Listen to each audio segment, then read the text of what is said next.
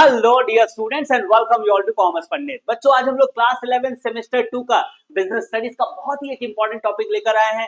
Chapter का नाम होने वाला है सोशल रिस्पांसिबिलिटी ऑफ बिजनेस और हम लोग इसके अंदर आज टॉपिक करने वाले हैं social responsibility of business towards various groups. Exam point of view से बहुत ही इंपॉर्टेंट ये टॉपिक होने वाला है बच्चों। बहुत अच्छे से हम लोग इसको पढ़ेंगे, पूरा का पूरा आपने इसको प्रिपेयर कर लिया। जनरली ये बिग क्वेश्चन यानी डिस्क्रिप्टिव टाइप क्वेश्चन में 5 मार्क्स का क्वेश्चन इससे बनता है बच्चों। बहुत अच्छे से हम लोग इसको समझेंगे, आप अच्छे से नोट्स बना लेना। अगर आपने प्रिपेयर कर लिया बहुत अच्छा चांसेस है इसके एग्जाम में आने का। ठीक है, आओ चलो हम लोग बात करते हैं किस किस तरह का हमारा सोशल रिस्पॉन्सिबिलिटी होता है टुवर्ड्स वेरियस ग्रुप्स। अलग अलग जो ग्रुप्स हैं, राइट। बिजनेस जो है उसके बहुत सारे स्टेक होल्डर्स होते हैं, बहुत सारे पार्टीज होते हैं, बहुत सारे लोग होते हैं जिससे एक बिजनेस कनेक्टेड होता है, रिलेटेड होता है। एग्जाम्पल के तौर पे जैसे बहुत सारे उसके एम्प्लॉइज होते हैं ना, एम्प्लॉय के साथ उसका एक रिलेशन होता है। बहुत सारे कस्टमर्स होते हैं जिनके साथ उनके रिलेशंस होते हैं। ऑब्वियसली ओनर्स और शेयर होल्डर्स हैं। अगर हम लोग बात करते हैं कंपनी के तो वहां का जो मैनेजमेंट होता है और वहां के जो शेयर होल्डर्स होते हैं, जो रियल ओनर्स होते हैं, दोनों में तो एक डिफरेंस होता है। तो उनके प्रति भी कुछ जिम्मेदारी होती है बिजनेस की, राइट। जो सप्लायर्स होते हैं उनके प्रति कुछ जिम्मेदारी होती है। गवर्नमेंट के प्रति ऑब्वियसली आपकी रिस्पॉन्सिबिलिटी होती है as a business, and obviously society के प्रति, जिससे रिलेटेड हमारा पूरा का पूरा ये चैप्टर है। सोसाइटी के प्रति भी आपकी बहुत सारी जिम्मेदारियां होती हैं एज अ बिजनेस। तो क्या रिस्पॉन्सिबिलिटी है टुवर्ड्स वेरियस ग्रुप्स, यानी एम्प्लॉइज के प्रति बिजनेस की क्या रिस्पॉन्सिबिलिटी है, कस्टमर के प्रति क्या रिस्पॉन्सिबिलिटी है, ओनर या शेयर होल्डर्स के प्रति क्या रिस्पॉन्सिबिलिटी है, सप्लायर्स, गवर्नमेंट, सोसाइटी, इन सब के प्रति क्या क्या रिस्पॉन्सिबिलिटीज है, आज हम लोग उसके विषय में डिस्कशन करने वाले हैं।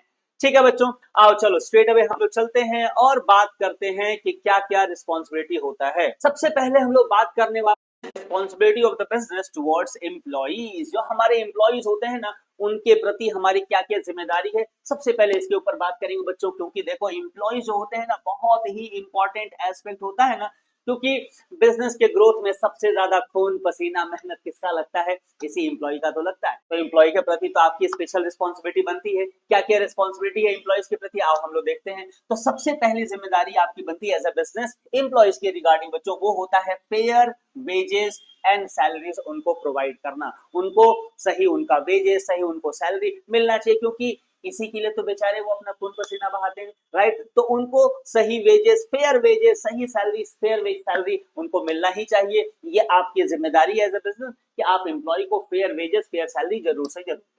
दूसरी रिस्पॉन्सिबिलिटी क्या है कि वेजेस एंड सैलरी के अलावा उनको safe and healthy working condition देना भी आपकी जिम्मेदारी है। यानी कि जहां पर ये वर्कर, जहां पर ये लेबर काम कर रहे हैं, वो जगह काम करने के लिए सेफ है और हेल्दी है, राइट। इस चीज को इंश्योर करना भी, इस चीज की गारंटी देना भी बिजनेस की क्या होती है बाबू, रिस्पॉन्सिबिलिटी होता है, ताकि फ्रीली, बिना किसी टेंशन के, बिना किसी परेशानी के और बिना बीमार हुए, बिना असुरक्षित महसूस किए वो काम कर सकें।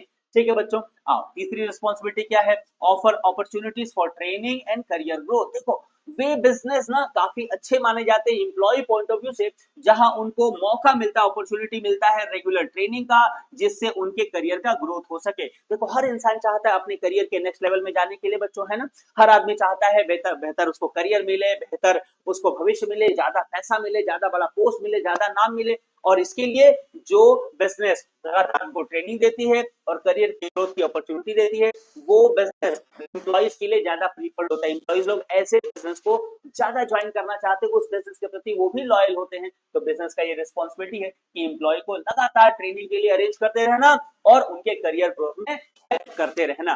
ठीक है बच्चों, समझ में आ रहा है। नेक्स्ट पॉइंट क्या है, maintain job security and fair treatment. बहुत इंपॉर्टेंट बात है। देखो जॉब सिक्योरिटी अगर होता है ना, तो कोई भी एम्प्लॉय लॉयल हो जाता है, उसके अंदर ये सेंस ऑफ लॉयल्टी आता है कि भाई ये कंपनी हमको इतना सिक्योरिटी दे रही है तो हमको किसी और कंपनी के विषय में सोचना नहीं है। वो अपना जी जान लगा के, अपना 100% एफर्ट देके कंपनी के लिए काम करता है। इसीलिए बिजनेस को एम्प्लॉय के अंदर वो सेंस ऑफ सिक्योरिटी देना चाहिए कि भाई तुम्हारा जॉब सिक्योर है, तुम्हारे जॉब में कोई रिस्क नहीं है। अगर ये सिक्योरिटी उसको फील होता है, वो अपना 100% देने को तैयार होता है। साथ साथ में हर एक एम्प्लॉय के साथ फेयर ट्रीटमेंट होना चाहिए। किसी के साथ आप अच्छा व्यवहार कर रहे हैं, किसी के साथ आप खराब व्यवहार कर रहे हैं, डिस्क्रिमिनेशन कर रहे हैं, मे बी जाति के आधार पे, धर्म के आधार पे या जेंडर के आधार पे, तो इसको अच्छा नहीं माना जाता है। ये आपकी जिम्मेदारी है, हर एक एम्प्लॉय के साथ फेयर ट्रीटमेंट आप करें, उनके जॉब की सिक्योरिटी आप इंश्योर करें। ठीक है, नेक्स्ट पॉइंट क्या है बेटा, promote equality and prevent discrimination. ये कहीं ना कहीं इससे भी रिलेटेड है कि आप इक्वालिटी, सबके अंदर समान रूप से आपका व्यवहार होना चाहिए, सबके साथ समान रूप से व्यवहार होना चाहिए, किसी तरह का डिस्क्रिमिनेशन, भेदभाव एक दूसरे के प्रति नहीं होना चाहिए, ना जाति के आधार पे, ना धर्म के आधार पे, ना जेंडर के आधार पे, ना कलर ऑफ द स्किन के आधार पे, ना किसी तरह का डिस्क्रिमिनेशन, भेदभाव नहीं होना चाहिए। हर एक एम्प्लॉय के साथ आपका व्यवहार कैसा होना चाहिए, इक्वालिटी के जैसा होना चाहिए, इक्वल होना चाहिए, एक जैसा होना चाहिए। ठीक है, साथ साथ में बेस्ट होता है एम्प्लॉय को आप अलग अलग एक्स्ट्रा सर्विसेज भी दें, जैसे मेडिकल एड की सर्विसेज, छुट्टी की सर्विसेज, रिटायरमेंट से रिलेटेड कोई प्लान। ये सारी चीजें ना एम्प्लॉयज को अट्रैक्ट करती हैं और कंपनी के प्रति, बिजनेस के प्रति लॉयल बनाती है, वफादार बनाती है, ताकि वो अपना 100% देकर अपना वो काम करें और कंपनी के लिए बेस्ट ग्रोथ का वो लोग अपना कॉन्ट्रीब्यूशन दे सकें। ठीक है बच्चों, तो ये था हमारे एम्प्लॉयज के प्रति रिस्पॉन्सिबिलिटी। आई होप बहुत अच्छे से आपको समझ में आया होगा। अब आओ हम लोग बात करते हैं कि कस्टमर्स के प्रति, भैया कस्टमर से ही तो हमारा प्रोडक्ट बिकता है ना, कस्टमर को किंग कहा जाता है, तो कस्टमर के प्रति क्या रिस्पॉन्सिबिलिटी, इसकी बात करते हैं। सबसे पहली रिस्पॉन्सिबिलिटी क्या है, पहली तो रिस्पॉन्सिबिलिटी उनको गुड क्वालिटी का प्रोडक्ट देना और साथ में सर्विसेज देना। प्रोडक्ट और सर्विस कैसी क्वालिटी का होना चाहिए, अच्छी क्वालिटी का, है ना, अच्छी क्वालिटी का प्रोडक्ट हर कस्टमर पाना चाहता है। साथ ही साथ में ये भी इंश्योर करना है कि उसका जो प्राइस है वो फेयर प्राइस है, सही दाम है, उसके साथ एक्सप्लॉइटेशन नहीं हो रहा, उसका शोषण नहीं हो रहा है। ऐसा नहीं कि 2 रुपया का सामान को 20 रुपए में बेचा जा रहा, सही दाम में सही क्वालिटी का उसको प्रोडक्ट मिले, हर कस्टमर यही चाहता है और बिजनेस की यही रिस्पॉन्सिबिलिटी है कस्टमर के रिगार्डिंग।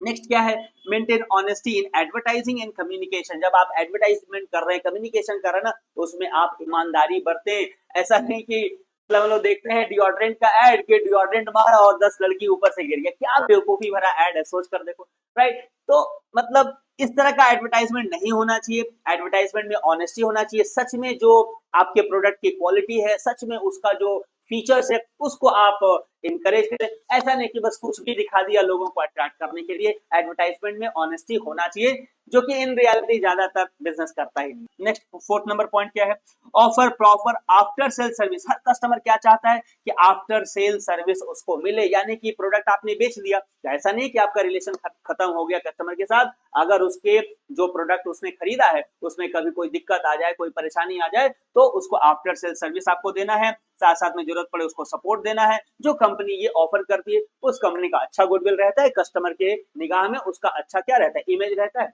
उसको लॉन्ग रन में फायदा भी मिलता है। तो ये आपके क्या है, कस्टमर के प्रति आपकी रिस्पॉन्सिबिलिटी है as a business. I hope अच्छे से समझ में आ रहा है।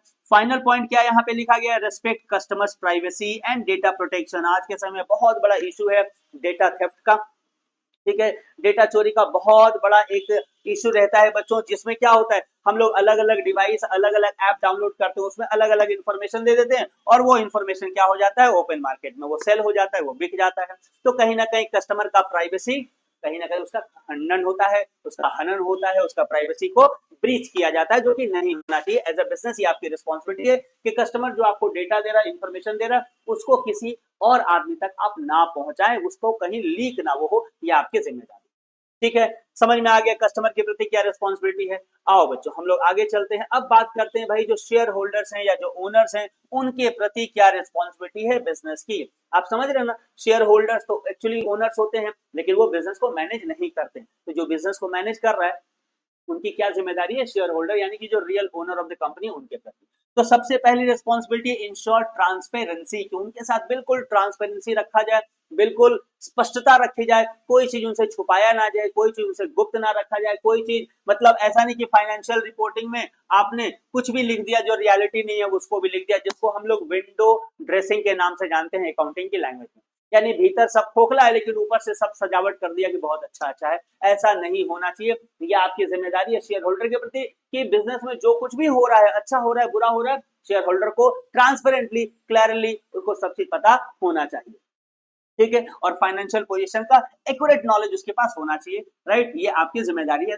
इसके बाद क्या है बेटा, provide fair returns on investment, यानी कि जो आरओआई है जो एक्चुअली उसका डिविडेंड है, जो उसका हक है, जिसके लिए उसने पैसा इन्वेस्ट किया है, उसको सही आरओआई, रिटर्न ऑन इन्वेस्टमेंट, यानी उसका डिविडेंड सही सही उसको डिविडेंड मिलना चाहिए। ये उसका क्या है, हक है। और एज अ बिजनेस आपकी क्या है, ये जिम्मेदारी है आपकी, ठीक है ना बेटा। नेक्स्ट क्या है, practice ethical governance and decisions making. आपके जो भी डिसीजंस होने चाहिए, जो मैनर ऑफ गवर्नेंस होना चाहिए, कैसे आप कंपनी को चलाएं, वो कैसा होना चाहिए बताओ, एथिकल होना चाहिए, वो नैतिक होना चाहिए, वो नीतिगत होना चाहिए, उसमें आपका नियत का पता चलना चाहिए, और कैसा नियत होना चाहिए, कैसा नीति होना चाहिए, पॉजिटिव होना चाहिए, सब भलाई के लिए। स्पेशली अगर बात करें शेयर होल्डर की भलाई के लिए तो जरूर होना चाहिए, क्योंकि यही लोग रियल ओनर्स हैं, ठीक है। तो एथिकली गवर्न करिए, सही डिसीजन लीजिए, ताकि शेयर होल्डर का किसी तरह का कोई रिस्क ना हो, नुकसान ना हो। और फाइनल पॉइंट क्या है, protect share holders interest by minimising risk. ये भी आपकी जिम्मेदारी है कि आप ऐसे डिसीजन लें ताकि शेयर होल्डर का इंटरेस्ट जो है वो आप प्रोटेक्ट कर सकें और उसका रिस्क मिनिमम टू मिनिमम हो। ये आपकी जिम्मेदारी है शेयर होल्डर जो रियल ओनर उनके प्रति, ठीक है बेटा। यहां तक समझ में आ गया। चलो आगे हम लोग बढ़ते हैं। बहुत इंपॉर्टेंट ये टॉपिक होता है बच्चों, जब भी एग्जाम में आता है फुल मार्क्स का यानी 5 मार्क्स का आता है, आप एक क्वेश्चन प्रिपेयर कर लोगे, अगर एग्जाम में आया तो आपको फुल मार्क्स मिलेगा, क्योंकि मैं उसी तरह से आपको बता दे रहा हूँ। मैं तो इतने पॉइंट्स लिखा हूँ, आपको जो जो रिस्पॉन्सिबिलिटी टुवर्ड्स, कई बार सप्लायर आ जाएगा, कई बार शेयर होल्डर्स आ जाएगा, कई बार आपका कस्टमर आ जाएगा, तो जिसके प्रति आएगा उसके प्रति आप लिख दोगे, आपको फुल मार्क्स मिल जाएगा, ठीक है। अब हम लोग बात करते हैं कि हमारी जो सप्लायर्स हैं, जो हमको माल सप्लाई करते हैं, है ना, जो हमको सामान देते हैं, उनके प्रति हमारी क्या जिम्मेदारी होती है। साधारण तौर पे जो क्रेडिट में माल सप्लाई करते हैं उनके प्रति ध्यान में रखते हुए यहाँ पर बताया गया। तो सबसे पहली बात क्या आपकी रिस्पॉन्सिबिलिटी है, मेक पेमेंट ऑन टाइम। बेचारा उसने आपके ऊपर भरोसा करके आपको प्रोडक्ट दिया ना, ठीक है, अब उसका पेमेंट भी आपको समय पे कर देना चाहिए ना। ये तो आपकी जिम्मेदारी है कि अपने सप्लायर को जो उसका पेमेंट है, जो उसका हक है, उसका पैसा समय पे आप दे दें। ऐसा नहीं कि बार बार वो तगादा पे तगादा किए जा रहा है, आप पैसा ही नहीं दे रहे, फिर तो नेक्स्ट टाइम उसके साथ रिलेशन खराब होगा, आपको माल ही नहीं देगा। इसीलिए आपकी रिस्पॉन्सिबिलिटी है कि अपने सप्लायर को सही समय पे उसका पेमेंट कर दें। नेक्स्ट क्या रिस्पॉन्सिबिलिटी है, maintain fair and honest dealing. अपने सप्लायर के साथ फेयर डीलिंग करें, ऑनेस्ट डीलिंग करें, उसके साथ बेईमानी ना करें, उसके साथ झूठ ना बोले, अनफेयर ट्रीटमेंट उसके साथ नहीं होना चाहिए। क्योंकि एक बार उसको समझ में आ गया कि यार ये तो आदमी डिसऑनेस्ट है, ये तो आदमी बेईमान है, मेरे को ही ठगने का प्रयास करता है, तो अल्टीमेटली फिर वो आपके साथ फ्यूचर में डील नहीं करेगा, राइट। नेक्स्ट पॉइंट क्या है बेटा, foster long time permanent relationship and trust, right. उनके साथ जो है वो लगातार लंबा रिलेशनशिप, लंबा पार्टनरशिप क्रिएट करने का प्रयास करें, ट्रस्ट बिल्ड कर प्रयास करें, क्योंकि प्रोडक्ट की सप्लाई वो कर रहा है, आपके लिए बहुत इंपॉर्टेंट वो एलिमेंट है ना, राइट। अगर ये सप्लायर अच्छा, एक सप्लायर आपके हाथ से छूट जाता है, बहुत बड़ा आपका लॉस है। इसीलिए हर एक सप्लायर के साथ, स्पेशली जो अच्छे सप्लायर्स हैं, उनके साथ लॉन्ग टर्म पार्टनरशिप या लॉन्ग टर्म रिलेशनशिप आपको बिल्ड करना चाहिए। और वो रिलेशन किसी के ऊपर आधारित होना चाहिए, ट्रस्ट के ऊपर, विश्वास के ऊपर, भरोसे के ऊपर, जो बहुत बड़ी चीज, ठीक है ना।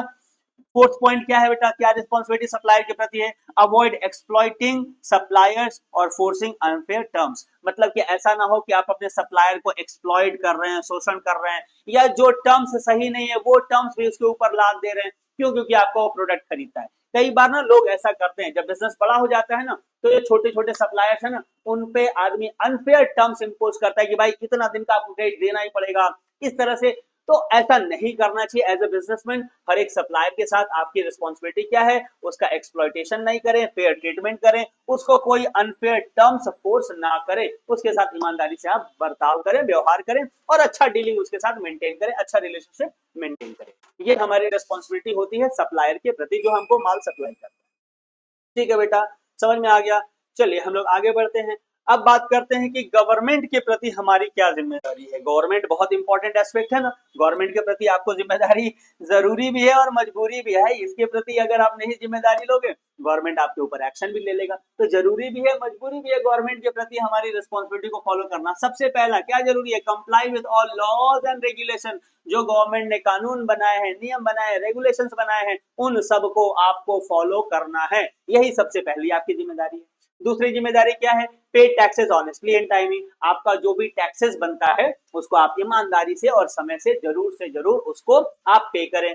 तीसरी रिस्पॉन्सिबिलिटी गवर्नमेंट के प्रति क्या है, government initiative and social programme. Government time to time बहुत सारे इनिशिएटिव लेकर आती है, बहुत सारे प्रोग्राम्स रन करती है, उसमें जितना हो सके आप सहयोग करिए, उसमें कोऑपरेट करिए और उसको सक्सेस बनाने का आप हेल्प कीजिए। ये गवर्नमेंट का एक्सपेक्टेशन होता है। आप जब करते हैं गवर्नमेंट को भी अच्छा लगता है और वो आपकी सोशल रिस्पॉन्सिबिलिटी कहीं ना कहीं फुलफिल होती है।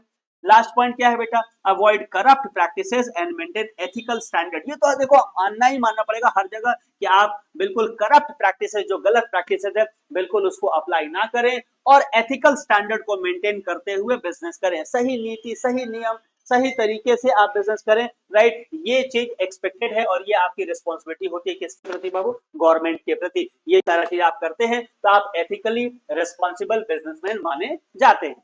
ठीक है, चलो आगे हम लोग बढ़ते हैं और अब हम लोग बात करते हैं सोसाइटी के प्रति हमारी क्या रिस्पॉन्सिबिलिटी होती है, कम्युनिटी के प्रति हमारी क्या रिस्पॉन्सिबिलिटी है, हमारी समाज के प्रति हमारी क्या रिस्पॉन्सिबिलिटी है। ठीक है, इन सब के प्रति क्या रिस्पॉन्सिबिलिटी है। सबसे पहली responsibility towards the society, engage in community development. हमें एज अ बिजनेसमैन प्रयास करना चाहिए कि हम कितना ज्यादा कंट्रीब्यूट कर सकते हैं कम्युनिटी को डेवलप करने में, इन टर्म्स ऑफ एजुकेशन, यानी स्कूल वगैरह कुछ खोल सकते हैं तो खोल दें, हेल्थ के लिए कुछ हॉस्पिटल, कुछ नर्सिंग होम इस तरह का, या सैनिटेशन के लिए जैसे पानी का बहाव वगैरह, स्वच्छता का हम लोग कुछ काम अगर कर सकें तो ये हमको जरूर करना चाहिए सोसाइटी के पॉइंट ऑफ व्यू से। ये हमारी जिम्मेदारी है सोसाइटी के प्रति। और क्यों करना चाहिए भाई, क्योंकि सारा का सारा रिसोर्सेज, सारा का सारा मटेरियल, सारा का सारा चीज, फैक्टर ऑफ प्रोडक्शन आपको कहां से मिलता है, सोसाइटी से मिलता है। तो सोसाइटी के प्रति इतना दायित्व तो बनता है। ठीक है, सेकेंड पॉइंट क्या है responsibility, protect the environment by reducing pollution and waste. आपके फैक्ट्री से जो पोल्यूशन निकलता है,